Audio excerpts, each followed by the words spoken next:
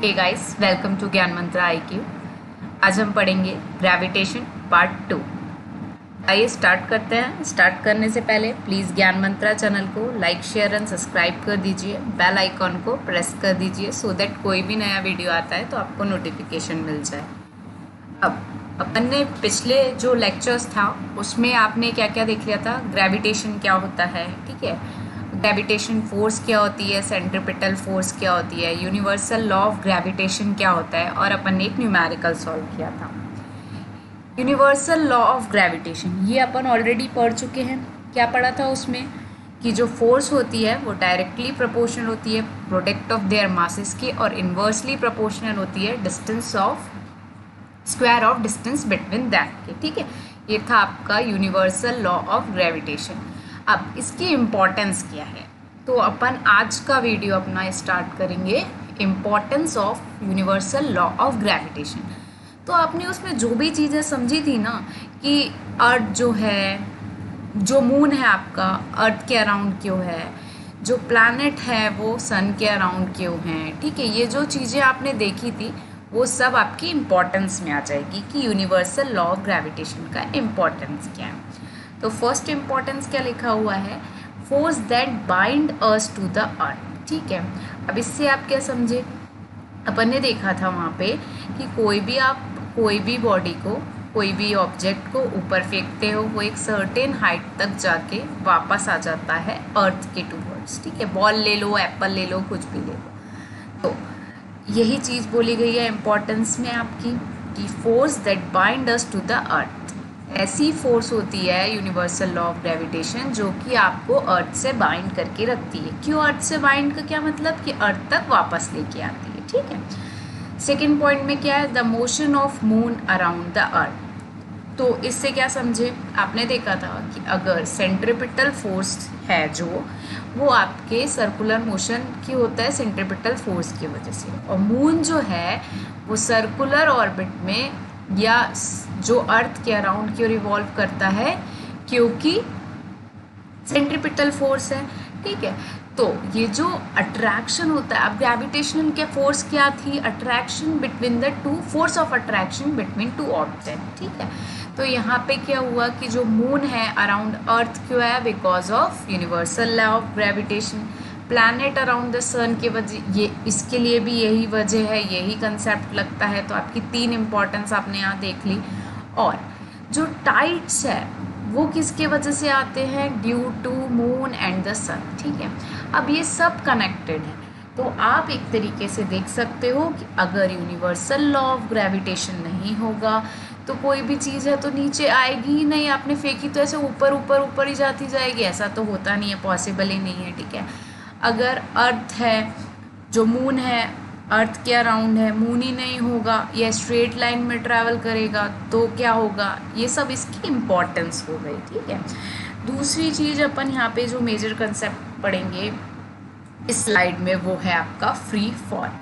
तो free fall क्या होता है, ठीक है, आप वही एग्जाम्पल से समझ सकते हो। जब एक ऑब्जेक्ट को ऊपर फेंका था एक सर्टेन हाइट के बाद वो जब नीचे आता है तो ये जो उसका मूवमेंट होगा वो फ्री फॉल कहलाएगा। ठीक है, आप इससे भी समझ सकते हो, या तो आप मान लो आप एक टेरेस पे खड़े हो, ठीक है, यहाँ पे आप खड़े हो टेरेस के ऊपर, और यहाँ पे आप यहाँ से आप जंप करते हो, या फिर आप एक स्टोन फेंकते हो। तो ये जिस डायरेक्शन में और जो स्पीड के साथ नीचे आएगा ये ऑब्जेक्ट या आप, वो आपका होगा फ्री फॉल मोशन। ठीक है, एक बार स्लाइड पे देख लेते हैं कि फ्री फॉल के बारे में क्या लिखा हुआ है। Let us try to understand the meaning of free fall by performing the activity. Take a stone, throw it upwards, it reaches a certain height and then it start falling down. वही same चीज़ बोली है, stone लिया आपने, एक certain height तक वो जाएगा, फेंकेंगे उसको ऊपर की तरफ को, और उसके बाद वो नीचे आएगा। ठीक है, we have learn that earth attract towards it, this is due to the gravitation force. Earth जो है वो अट्रैक्ट करता है ऑब्जेक्ट को टूवर्ड्स इट। जैसे कि आपने ये ऑब्जेक्ट को ऊपर फेंका था, वो सर्टेन हाइट के बाद नीचे क्यों आता है, क्योंकि उसको अर्थ अट्रैक्ट करता है टूवर्ड्स इट। ठीक है, और this is due to gravitational force. Earth क्यों अट्रैक्ट करता है? ग्रेविटेशन फोर्स की वजह से। Whenever object fall towards the earth under this the force alone we say that the object are in free fall. ठीक है, कब object free fall में कब होगा? जब आपने कोई ऑब्जेक्ट को फॉल किया है टूवर्ड्स द अर्थ। ठीक है, मैंने आपको बोला था आप एक टेरेस पे खड़े हो, ठीक है, यहाँ से आपने कोई भी, या तो आप खुद ही कूद जाओ या आप एक पत्थर फेंक दो, तो जो ऑब्जेक्ट है या आप हो वो फॉल टूवर्ड्स द अर्थ होते हो, और under this force alone we can say that object are in free fall. ठीक है, while falling there is no change in the direction of the motion of the object। ठीक है, जब आप नीचे की तरफ आते हो तो उसमें डायरेक्शन में चेंज नहीं होता। देखो आप सीधे आ जाते हो ना, इसमें डायरेक्शन में कहाँ चेंज आ रहा है, आप सीधे नीचे की तरफ आते हो। But due to the earth attraction there will be a change in the magnitude of the velocity. ठीक है, तो ये क्या बोल रहा है कि जब आप नीचे की तरफ आते हो तो डायरेक्शन में चेंज नहीं आता है, आपकी डायरेक्शन में कोई चेंज नहीं आता है, पर आपकी चेंज होती है क्या? वेलोसिटी में चेंज आता है।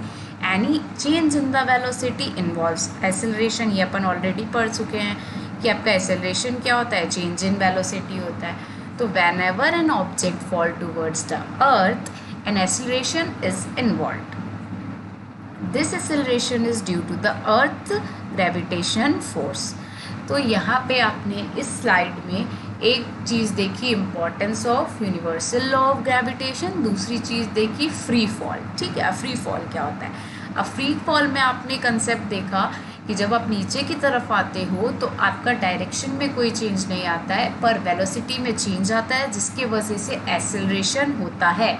ठीक है, तो आप इसी के थ्रू समझेंगे कि एक्सेलरेशन ड्यू टू ग्रेविटी क्या होता है। आपने यहाँ तक समझा कि आप जब नीचे की तरफ आ रहे थे तो आपके डायरेक्शन में चेंज नहीं था, वेलोसिटी में चेंज था, और चेंज इन वेलोसिटी को अपन एक्सेलरेशन बोलते हैं। Therefore, this acceleration is called acceleration due to gravitation force of Earth। अब ये जो चेंज इन वेलोसिटी या एक्सेलरेशन था आपका, वो किसकी वजह से था? अर्थ के ग्रेविटेशन फोर्स की वजह से। इसीलिए इसको क्या बोला जाता है? एक्सेलरेशन ड्यू टू ग्रेविटी, और इसको डिनोट किससे किया जाएगा? आपके जी से। ठीक है, अब यूनिट ऑफ जी ये क्या है? वो सेम होगी आपकी एक्सेलरेशन से, मीटर पर सेकेंड स्क्वायर। ठीक है, एक्सेलरेशन की यूनिट क्या है? यही है, वही आपकी एक्सेलरेशन ड्यू टू ग्रेविटी की होगी। डिनोट कैसे होगा? जी से होगा। ठीक है, आपने देखा था कि न्यूटन के सेकेंड लॉ में अपन ने एक फॉर्मूला पढ़ा था, F is equals to ma। ठीक है, यहाँ पे एक क्या था? एक्सेलरेशन था। अब एक्सेलरेशन ड्यू टू ग्रेविटी को अपन जी से डिनोट करते हैं, तो इसलिए फॉर्मूला क्या हो सकता है? F is equals to mg। आपने सिर्फ क्या किया? a को g लिखा है, क्योंकि यहाँ पे अपन जब बात करते हैं ग्रेविटेशन चैप्टर में तो यहाँ अपन एक्सेलरेशन ड्यू टू ग्रेविटी की बात करते हैं। ठीक है, अब एक बार स्लाइड पे देख लेते हैं। We know from the second law of motion that force is the product of mass and acceleration. ठीक है, ये कहाँ से आया था? आपका सेकेंड लॉ ऑफ मोशन, जो कि न्यूटन के 3 लॉज थे, अपन तीनों पढ़ चुके हैं। सेकेंड लॉ में था फोर्स जो है वो प्रोडक्ट है किसका? मास और एक्सेलरेशन का। Let the mass of the stone be m। ठीक है, therefore the magnitude of gravitational force F will be equal to the product of mass and acceleration due to gravitation force। F is equals to m। ये चीज़ अपन ने पढ़ी थी, F is equals to mg हो गई, मैं already आपको explain कर चुकी हूँ। ठीक है, अब क्या कर सकते हैं अपन? ठीक है, आपने यूनिवर्सल लॉ ऑफ कांस्टेंट पढ़ा था, उसमें क्या था कि ये वाली जो क्वांटिटी है वो किसके इक्वल थी? आपकी F की। ठीक है, तो आपने उस टाइम पे पढ़ा था F is equals to G capital M small m upon में d का स्क्वायर। ठीक है, वो क्या था? Universal law of gravitational constant. Force जो है डायरेक्टली प्रोपोर्शनल है प्रोडक्ट ऑफ मास के, और इन्वर्सली प्रोपोर्शनल है डिस्टेंस बिटवीन दैम के। आपने प्रोपोर्शन का साइन हटा के G कांस्टेंट लगाया था, ठीक है। अब आप देख रहे हो f के इक्वल में आपने ये चीज़ रखी हुई है, ठीक है। जब आप f को mg लिख सकते हो इस इक्वेशन के थ्रू, मान लो ये इक्वेशन 1 है, ठीक है। इस इक्वेशन के थ्रू आप f को क्या लिख सकते हो, mg। तो यहाँ पे जो mg लिखा हुआ है वो वही f की जगह लिखा हुआ है, ठीक है। अगर आप ये वाले f को mg लिख लो जो कि यहाँ पे लिखा हुआ है, तो आपका फॉर्मूला क्या बन जाएगा, mg is equals to g capital M into small m by d square, ठीक है। अब आपको क्या है, एक्सेलरेशन ड्यू टू ग्रेविटी की वैल्यू निकालनी है, जो कि आपकी ये आ जाएगी। कैसे आई आपकी ये वैल्यू, ठीक है। तो ये फॉर्मूले में आपने m को m से काट दिया और आपको फाइनल g की वैल्यू मिल गई। इधर जो आपका m है, कैपिटल M, वो क्या है, मास ऑफ द अर्थ है, ठीक है। d क्या है, distance between the earth and the object है, ठीक है। तो एक्सेलरेशन ड्यू टू ग्रेविटी, जैसे आपने बोला था कि आप एक्सेलरेशन ड्यू टू ग्रेविटी को समझे कैसे थे कि आप एक ऑब्जेक्ट को छत पे से मान लीजिए फेंक रहे हैं, ठीक है। तो आपका जो d है वो किसके बीच में होगा, ऑब्जेक्ट के बीच में, और आपका अर्थ क्या है, यहाँ से आप अर्थ को लोगे, ठीक है। तो आप ऑब्जेक्ट और अर्थ के बीच में जो डिस्टेंस है उसको आपने d लिया है यहाँ पे, ठीक है।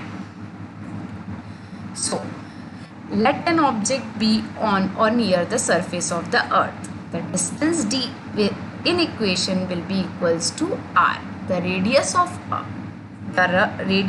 the earth. Thus for object on or near the surface of the earth. तो इससे क्या समझे आप कि ये जो आपने यहाँ पे देखा कि आपने ये फॉर्मूला डिराइव किया था, ठीक है। अब ये जो डिस्टेंस है, अगर अपन अर्थ की रिस्पेक्ट में बात करें और इसको r ले लें, that is radius of earth, ठीक है। वही चीज़ बोल रहा है कि ऑब्जेक्ट जो है, मान लीजिए वो नियर है सरफेस के, अर्थ के सरफेस से, तो आप क्या ले सकते हो, डिस्टेंस को इक्वल्स टू r ले सकते हो, दैट इज होगा रेडियस ऑफ द अर्थ, ठीक है। तो आपने वही चीज़ की कि जो d स्क्वायर था उसको r स्क्वायर में चेंज कर दिया। अब ये वाला जो पैराग्राफ है इसको समझने के लिए आप ये देख सकते हो कि देखो, एक अर्थ जो है वो आपका परफेक्ट स्फेरिकल शेप में नहीं है, ठीक है। आप उसको ऐसे बोल सकते हो, एक जियोइड शेप में होता है ये, ठीक है। तो यहाँ से जो आपकी देखो, ये क्या है, आपकी पूरी डायमीटर हो गई मान के चलो, ठीक है। अगर आप देखो तो आप जब अर्थ को देखोगे, अर्थ आपने देखा है तो अर्थ में क्या है, 0 डिग्री पे इक्वेटर होता है, ठीक है। और यहाँ पे आपका पोल होता है, ठीक है। सो आप इक्वेटर से जब पोल की तरफ जाओगे तो आप देख पा रहे होगे कि आपकी जो डायमीटर है या आपकी जो रेडियस है वो कम होती जा रही है, ठीक है। जब आपकी रेडियस कम होती जाएगी तो आपका ग्रेविटेशन क्या होगा, एक्सेलरेशन ड्यू टू ग्रेविटी क्या होगी, इंक्रीज होगी। क्यों, क्योंकि ये इन्वर्सली प्रोपोर्शन में आप देख पा रहे होगे, यहाँ पे ये देखो, रेडियस और acceleration due to gravity inversely proportion है, ठीक है। सो इससे आप क्या कंक्लूड कर सकते हो कि इक्वेटर पे जो है वो आपकी रेडियस क्या है, ज़्यादा है, ठीक है। तो आपकी एक्सेलरेशन ड्यू टू ग्रेविटी कम होगी और पोल स्पेस का वाइस वर्सा हो जाएगी, ठीक है। तो या आप ऐसे भी याद रख सकते हो इस चीज़ को, कैसे कम और ज़्यादा होगी, और इन्वर्सली और डायरेक्टली प्रोपोर्शन का कंसेप्ट लगा के भी आप याद रख सकते हो।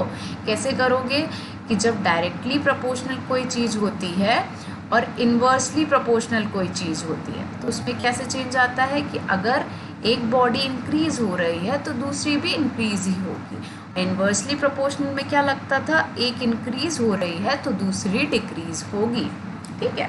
तो ये इसी फॉर्मूले के थ्रू आप समझ सकते हो एक्सेलरेशन ड्यू टू ग्रेविटी पोल और इक्वेटर पे किस प्रकार से डिफाइन होगी, ठीक है। ये इम्पॉर्टेंट कंसेप्ट है, एक बार में समझ नहीं आता, ध्यान से समझिएगा इसको। The earth is not a perfect sphere, perfect sphere आप इसको बोल सकते हो, लेकिन ये परफेक्ट है ही नहीं, ठीक है। जो है आपका अर्थ परफेक्ट स्फीयर नहीं है, एक जियोइड शेप का होता है, ठीक है। As the radius of the earth increases from the poles to the equator. आपने देखिए कि रेडियस क्या है आपकी पोल से इक्वेटर तक के, ये आपका पोल हो गया, तो ये मान लीजिए आपकी रेडियस दिन पे दिन आपकी देख पे देख इंक्रीज होती जा रही है, ठीक है, इक्वेटर पोल से, ठीक है। आपने ये पोल ले लिया था, ये मैं ऑलरेडी आपको बता चुकी हूँ। The value of g becomes greater at the pole than at the equator. For most calculation we can take g to be more or less constant on or near the earth, but for object far from the earth the acceleration due to gravitational force of the earth is given by the equation above. So अपन क्या देखते थे उसमें कि acceleration अपन देखते थे, एक तो positive लेते थे, ठीक है, एक पॉजिटिव एक्सेलरेशन ले लेते थे और एक नेगेटिव ले लेते थे। तो एक्सेलरेशन लेते थे न्यूमेरिकल करते समय पे, ठीक है, पॉजिटिव कब लेते थे, नेगेटिव क्या कब लेते थे। तो अब एक्सेलरेशन ड्यू टू ग्रेविटी में भी आपके दो केस बने, कब आप उसको पॉजिटिव लोगे और कब आप उसको नेगेटिव लोगे, ठीक है, ये चीज़ आपको देखनी है। So to calculate the value of G, अब जब अपन जी की वैल्यू कैलकुलेट करेंगे तो आप ये चीज़ देख लीजिए, जब न्यूमेरिकल आएगा तब आप इसको कंसेप्ट को समझ लोगे, जो मैंने आपको पॉजिटिव और नेगेटिव का बताया, या वैसे भी देख सकते हो न्यूमेरिकल के थ्रू ज़्यादा अच्छा आपको समझ में आएगा ये। आप यहाँ पे देख पाओगे कि आपने कब, ठीक है, यहाँ पे अगर आप डाउनवर्ड आते हो, देखो ये न्यूमेरिकल बाद में समझ जा दूँगी मैं, ठीक है, मतलब आप स्टोन से समझ लीजिए। अभी जैसे एक स्टोन को ऊपर फेंका था, ठीक है, एक सर्टेन हाइट के बाद वो नीचे आया था, ठीक है, तो जब डाउनवर्ड होगा तो अपन acceleration due to gravity positive लेंगे, ठीक है। अपवर्ड डायरेक्शन में अगर बात करी जाएगी तब अपन नेगेटिव लेंगे। Same as in case acceleration में क्या होता था, अगर मूवमेंट इन डायरेक्शन होगा, ठीक है, एक्सेलरेशन ड्यू टू ग्रेविटी अगर आपकी है जो, तो डायरेक्शन ऑफ मोशन के उसमें अगर direction of velocity in respect to direction of motion होगी तो अपन एक्सेलरेशन पॉजिटिव लेते थे, और एक्सेलरेशन नेगेटिव कब लेते थे, जब ये अपोज करती थी मोशन को, ठीक है।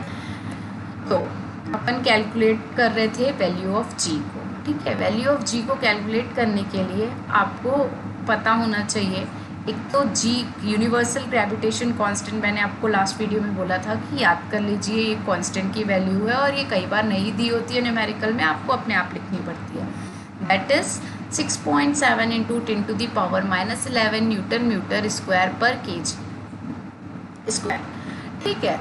तो आपको मास ऑफ अर्थ, देखिए ये सब चीज़ें बदलती नहीं है, मास ऑफ अर्थ थोड़ी हर समय बदलता रहेगा, है ना, आप बोल ही नहीं सकते हो ये कांस्टेंट है, तो आपको ये भी पता होना चाहिए, और रेडियस ऑफ अर्थ भी आपको पता होना चाहिए, ठीक है।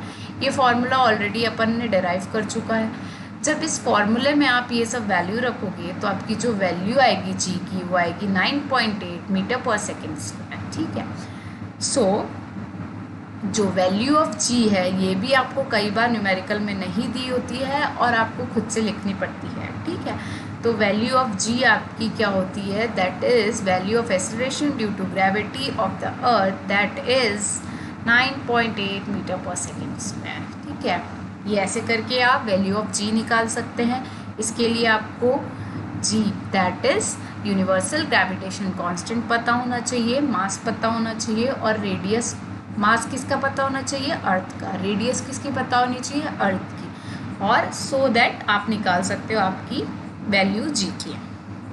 नेक्स्ट चीज़ क्या देखोगे आप कि motion of object under the influence of gravitational force of the earth, ठीक है। तो इससे क्या समझे आप, मोशन किसका, ऑब्जेक्ट का, under the influence of gravitation force of the earth, ठीक है। अब आपने ये 3 इक्वेशन मोशन वाले चैप्टर में देखी थी। यहाँ पे जो ए है अगर आप उसको जी से रिप्लेस कर दो तो ये आपका कहलाएगा motion of object under the influence of gravitation force of earth. मतलब आप हेडिंग से ही इसका मतलब निकाल सकते हो, एक तरीके से, ठीक है। तो बस यहाँ पे क्या है कि आपने ए को, वैसे भी आप F is equals to M A में भी ए को जी लिखते थे ना, तो यहाँ पे जितने भी ए दिखेंगे आपको दैट इज एक्सेलरेशन, आपको उसको कन्वर्ट करना है जी से, ठीक है, रिप्लेस करना है जी से। नाउ स्लाइड देख लेते हैं एक बार। we know that an object experience acceleration during free fall. This acceleration experienced by the object is independent of its mass. This means that all object, hollow or solid, big or mass, should fall at the same rate. अब ये यहाँ पे क्या बोल रहा है कि अगर कोई भी ऑब्जेक्ट, मान लीजिए आपने चाहे ऊपर से एक हैवी चीज़ बॉल फेंकी है या फिर आपने बहुत लाइट बॉल फेंकी है, पर वो जो फॉल होंगे या नीचे आएंगे वो फॉल सेम रेट से होंगे। According to the story, Galileo drop different object from the top of the leaning tower of Pisa in Italy to prove the same as G is constant near the earth. All the equation for the uniformly accelerated motion of the object become valid with acceleration a replaced by g. A replaced by g, the equation r. मैंने ये चीज़ आपको समझा दी है, ठीक है। अब इस slide में सिर्फ आपको ये बताया गया है कि अगर आप कोई भी ऑब्जेक्ट लो, चाहे भारी लो, चाहे हल्का लो, चाहे स्मॉल लो, चाहे बिग लो, आप जब उसको फेंकते हो तो वो नीचे सेम रेट से आता है, डिपेंड नहीं करता है उसके साइज़ या वेट पे, ठीक है। और इसी चीज़ की वजह से ये बताया गैलीलियो ने कि आपका जो जी है वो कांस्टेंट है अर्थ पे, और इसीलिए आप जो इक्वेशन ऑफ मोशन पढ़ी थी उसमें ए को आपने जी से रिप्लेस कर दिया। वेयर यू और वी जो आपकी है इनिशियल और फाइनल वेलोसिटी है, और एस जो है आपका distance covered in time T. ये चीज़ें अपन ऑलरेडी देख चुके हैं। सो in applying this equation we will take acceleration a to be positive when it is in the direction of the velocity, that is in the direction of the motion. The acceleration a will be taken as negative when it opposes the motion. ये चीज़ भी already अपन discuss कर चुके हैं कि acceleration को आप कब positive लेते हो और एक्सेलरेशन को आप कब नेगेटिव लेते हो, ठीक है, ऑलरेडी अपन डिस्कस कर चुके हैं। आइए एक बार एक एग्जाम्पल के थ्रू और समझ लेते हैं। A car fall off a लेस्ट and drop to the ground in 0.5 seconds, let G is equals to 10 meter per second square, ठीक है। अब अपने को कैलकुलेट क्या क्या करना है, एक तो स्पीड करना है, एक एवरेज स्पीड करना है, और how high is the ledge from the ground, third point ये कैलकुलेट करना है। सो आपके पास टाइम दिया क्या क्या हुआ है, टाइम दिया हुआ है, ठीक है। टाइम क्या है 0.5 सेकेंड, 0.5 को आप 1/2 भी लिख सकते हो, तो इसने इजी कैलकुलेशन के लिए ये कर लिया, ठीक है। अब a car fall off a ledge, ठीक है, and drop to the ground, मतलब कि जो कार की इनिशियल वेलोसिटी होगी वो कितनी होगी, 0 होगी, ठीक है। उसके बाद एक्सेलरेशन ड्यू टू ग्रेविटी, ये भी आपको क्वेश्चन में दिया हुआ है, ठीक है। एक्सेलरेशन ड्यू टू ग्रेविटी मतलब एक्सेलरेशन ऑफ द कार भी बोल सकते हो। ए इज इक्वल्स टू जी आप ग्रेविटेशन वाले चैप्टर में लेते हो, ये ऑलरेडी अपन डिस्कस कर चुके हैं।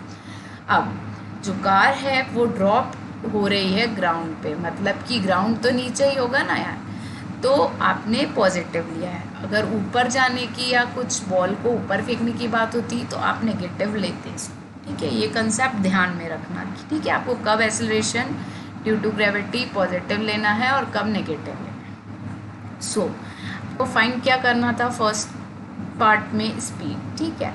अब स्पीड के लिए आप कौन सा फॉर्मूला लगाओगे, v is equals to U plus A T, ठीक है। अब आप बोलोगे यहाँ तो v is equals to A T लिखा हुआ है, प्लस u भी लिखोगे तो कोई फ़ायदा नहीं है क्योंकि u आपका 0 है, ठीक है। तो आपकी v is equals to 80 plus 0 हो जाएगा, तो फाइनल आपका v इज इक्वल्स टू 80 ही बचेगा। a की वैल्यू रखी, t की वैल्यू रखी, तो v की वैल्यू आपकी आ गई। नेक्स्ट चीज़ आपको क्या निकालनी थी, average speed, that is final और plus initial divided by 2 average speed का फॉर्मूला।